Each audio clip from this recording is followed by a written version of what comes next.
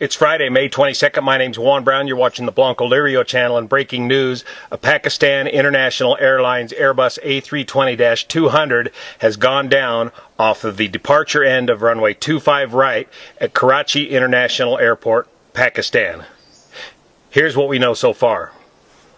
From the Aviation Safety Database, the aircraft is an Airbus A320-214, serial number 2274. First flight was in 2017, 15 years ago, powered by the CFM56 engines. Pakistan International Airlines Flight 8303, an Airbus A320, crashed on approach to Karachi International Airport, Pakistan. The airline stated there were 91 passengers on board and 7 crew members. The flight departed Lahore at 13:05 local time and was expected to arrive at Karachi about 14:45 local, so about an hour and a half long flight. The aircraft was cleared to land on runway 25 left at Karachi. At 14:35 local, the crew radioed that they were going around and requested another ILS approach to runway 25 left. The controller instructed the flight to turn left, heading 110, and climb to 3,000 feet. I'll post a link to the ATC Live audio link. Hopefully our friend Victor at VAS Aviation will soon have an update putting all of this ATC audio tape together, plus the radar returns. Listening to the ATC audio tape, it sounds to me like they were having trouble even reaching the 3,000-foot altitude. 4 minutes later, the flight reported they had lost engine or lost engines. It's unclear again from the audio tape whether this was a single engine failure or a loss of both engines, as reported by the pilot, and subsequently declared a mayday.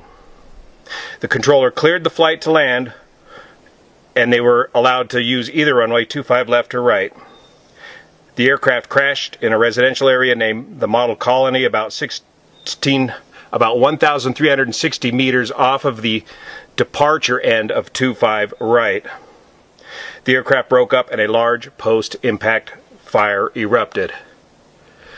So why the aircraft went around is shaping up to be one of the strangest stories I've seen in an aircraft accident, thanks to some sharp Pakistani plane spotters that provided us some photos.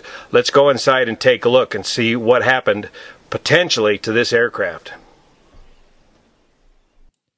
Karachi is located here along the Gulf of Oman in Pakistan. The flight originated out of Lahore, about an hour and a half long flight. The weather at the time was good, no significant weather, light winds down the runway. And here's the vertical flight profile. Looks like they achieved an altitude of about 34,000 feet. Now let's take a closer look at this last portion of the vertical profile. On the ATC audio tape, you can hear the crew getting established for the ILS 25 left, and at the same time, you can also hear the gear warning ding, ding, ding, ding going off during the radio transmission. At about 14:34 Z, you can see that the aircraft did a go-around. According to eyewitnesses, the aircraft landed on its engines without the gear extended, and subsequently went around after the engines made contact with the runway surface. This all needs to be confirmed. Now, it's been a few years since I've been in the Airbus. I've got a couple thousand hours in it, but let's do a couple quick systems review. This is what it sounds like when the gear is not down. When you go to lower the landing gear handle and the gear does not extend correctly, you'll hear a ding, ding, ding. It sounds like a door open light in your car. Let's check out this quick clip from Captain Joe on this very phenomenon. So let's imagine you are on approach and just extended the landing gear, and this happens. The ECAM is requesting us to perform the landing gravity gear extension checklist. So you hear the ding, ding, ding, ding. That's indicating you've got a gear unsafe situation. You've lowered the landing gear handle in the Airbus, and the landing gear did not properly extend. Now let's hear a clip of the actual audio tape captured by ATC Live and recorded on Victor's VAS Aviation website. We are comfortable. We can make, inshallah.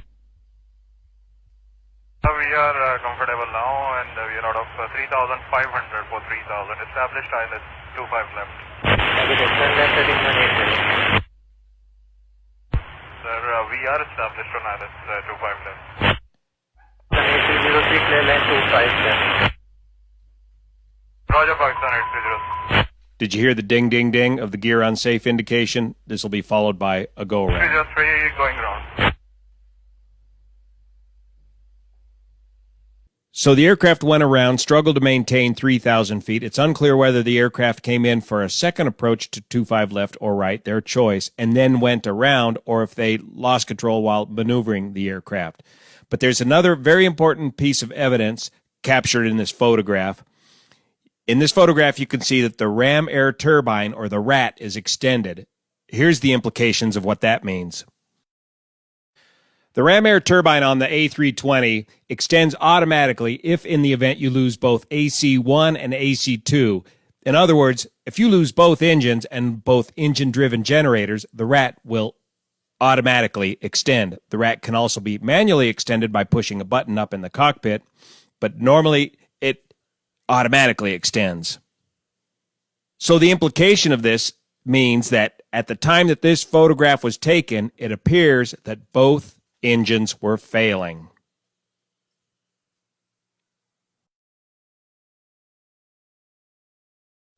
For a complete discussion on the RAT, again, turn to Captain Joe's video on this subject. But the basic idea is the A320 Airbus is a hydraulic and electric aircraft. You need the electrics to power the fly-by-wire flight control systems. The whole idea of having the emergency ram air turbine is to provide electrical power and hydraulic power via the center or blue hydraulic system, as it's known in Airbus parlance. The landing gear is powered by the left or green hydraulic system in the Airbus, and the ram air turbine has little or nothing to do with the extension of the landing gear. The landing gear can be manually extended with the help of a hand crank located on the center console. One additional piece of evidence that indicates the engines were not producing much, if any, power on impact is this picture of the high bypass fan section showing little or no damage to the fan blades upon impact.